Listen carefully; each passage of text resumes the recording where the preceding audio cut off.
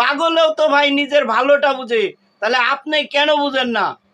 আপনাকে পাগল বললেও তো ভুল হবে, আপনাকে শিক্ষিতর ভাষায় পাগল বললেও ভুল হবে। আপনি কিসের শিক্ষিত হয়েছেন?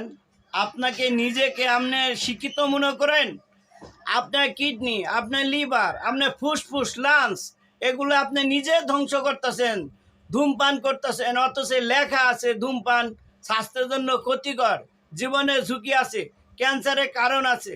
এগুলো জানা সত্ত্বেও আপনি খাচ্ছেন, দিনের পর দিন খাচ্ছেন। পাগলেও তো ভাই নিজের ভালোটা বুঝে, তাহলে আপনি কেন বুঝেন না?